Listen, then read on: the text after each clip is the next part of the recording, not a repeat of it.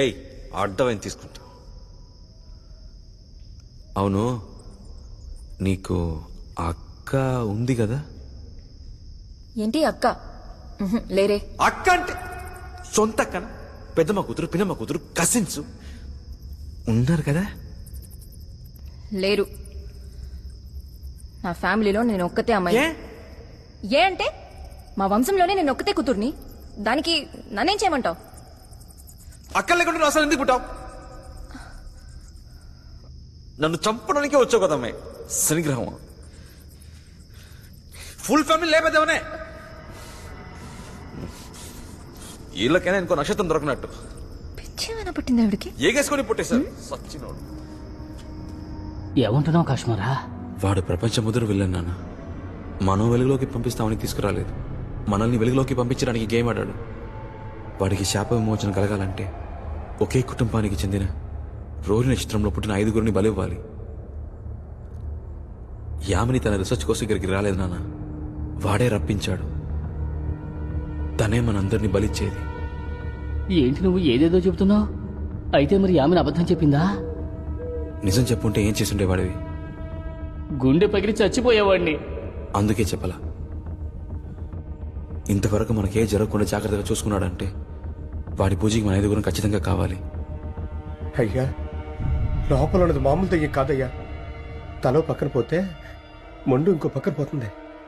లోపలికి ఎవరెల్లా తన్ని తగిలేస్తుందయ్యా. కానీ కాశ్మీరాన్ని మాత్రం లోపలే ఉంచేసిందంటే వేరేదో జరుగుతుందయ్యా. నవకాళికా పౌర్ణమి. రత్నమహాదేవి శాప విమోచనము కొరకు ఈ నవకాళికా పౌర్ణమి సమయాన రోహిణి నక్షత్రాన్ని ధరించిన 5గురిని బలి ఇచ్చినప్పుడు మరలా పునర్జీవుడవుతాడు ఈ రాజ్ నాయక్. ఎక్కడికెళ్తున్నావురా? దెయ్యాల కొట్టని ఎవరో బాంబులు పెట్టి వేలు చేస్తున్నారంట. ఊరంతా దాన్ని చూడడానికే పోతున్నారు.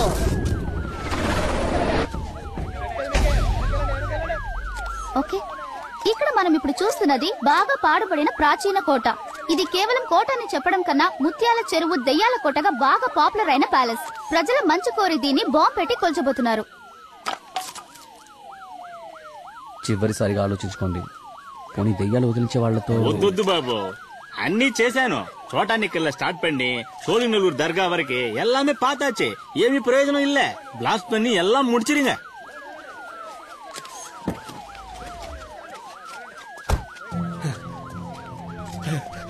Welcome sir. ఏంటి ఎగత్తాళా? 500 కోట్లు, పార్టీకి సంబంధించిన ముఖ్యమైన డాక్యుమెంట్స్ మొత్తం కాజేసి ఫ్యామిలీతో సహా లోపల తిష్టేశారు. ఆడు చేస్తే నాకు మిగిలేది బూడిదే. సార్, పబ్లిక్ చూస్తున్నారు. ప్రెస్, మీడియా వాళ్ళందరూ ఇక్కడే ఉన్నారు. ఈ టైంలో ప్రాబ్లం చేయొచ్చు సార్. లోపల ఉన్న దెయ్యం 1000 బాంబులతో సమానం. నా కళ్ళారా చూసిందే చెప్తున్నాను. ఈ బాంబులు వాళ్ళు ఏమి చేయలేవు.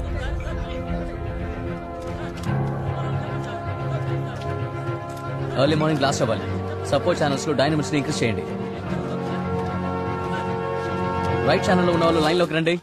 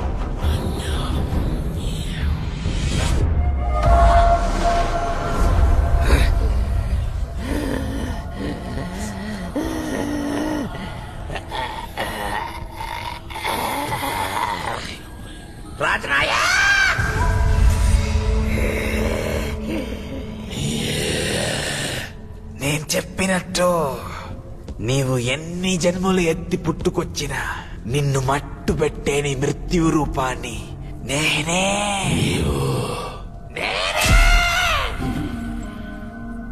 నన్ను ప్రేమించిన ఒకే కారణము చేత ఆ అర్జునుడి అంతాన్ని వీక్షించిన సాక్షిని నేను. నిన్ను నమ్మిన నా తండ్రి మరణానికి కారణమైన దానను అన్ని పుణ్యం ఎరుగని నా సోదరుని ప్రాణాన్ని హతమార్చిన క్షణమే శవమై నిలిచేదాను. నీ మీద పగ సాధించి నేను చంపిన దానను.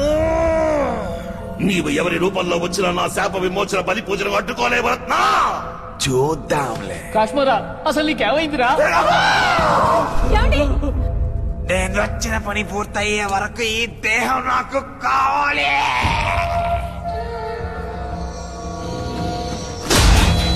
సరే,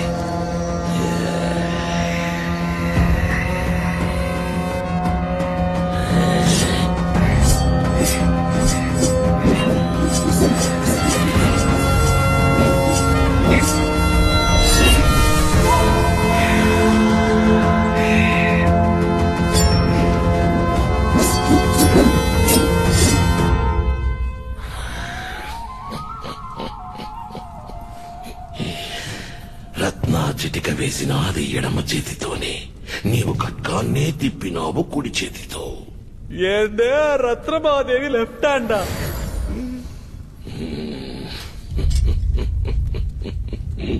ఇంత పెర్ఫార్మెన్స్ చేసి చివరికి రాంగ్ గా రైట్ లో పట్టుకున్నావు కదరా.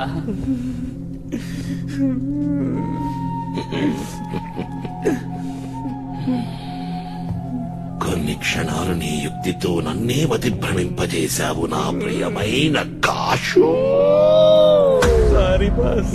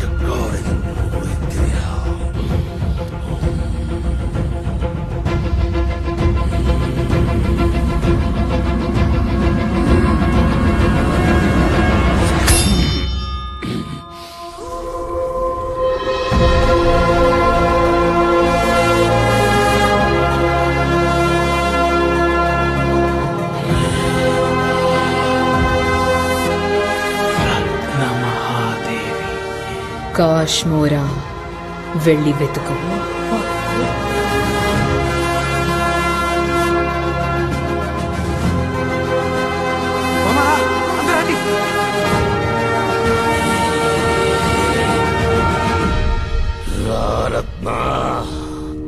నా ఇన్నేళ్ల నిరీక్షణకు ఫలితం దక్కనివ్వు.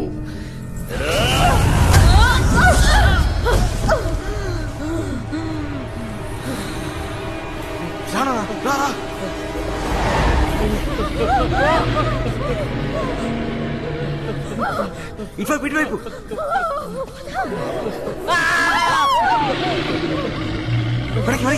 పోండి.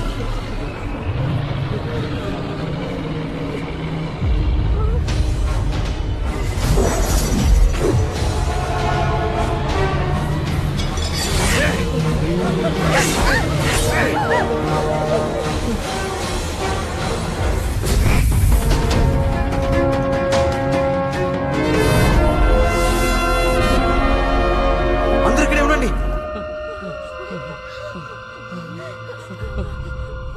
అదే స్థలం, అదే పౌర్ణమి, అదే శాపం, అదే ఆక్రోశం, అదే నీవు, అదే నేను. రా రాజ్నాయక్. ఈ పౌర్ణమి ముగిసే లోపు నా ఖడ్గం నిన్ను ముగిస్తుంది.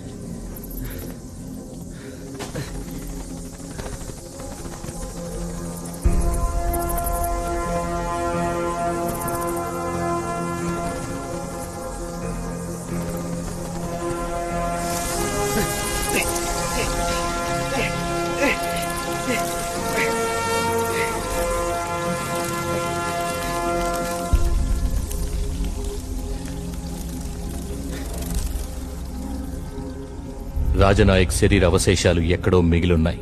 వాటిని వెతికి అంతం చేస్తే ఒకవేళ పరిష్కారం లభించొచ్చు.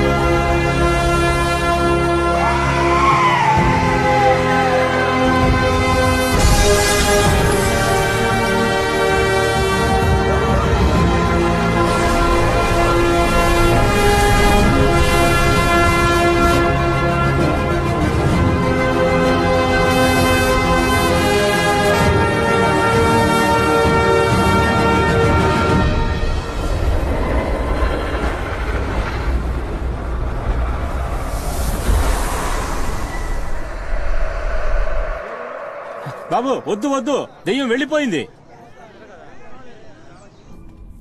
నానా ఏమైంది నానా? ఆ రత్నమహాదేవి మనందరినీ కాపాడింది కాశ్మోరా. ఏందే? ఆ రత్నమహాదేవిని మనం కాపాడం కాశ్మోరా. అది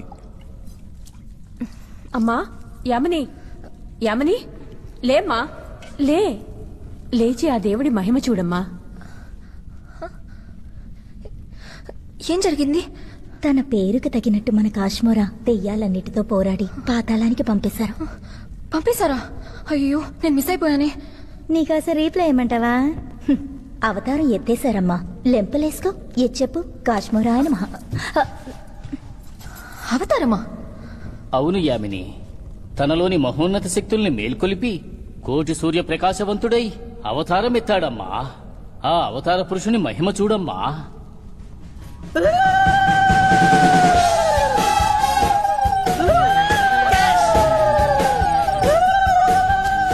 ఉండండి, నేను ఇక్కడ కెమెరా పెట్టాను, అందులో అన్ని రికార్డ్ అయి ఉంటాయి.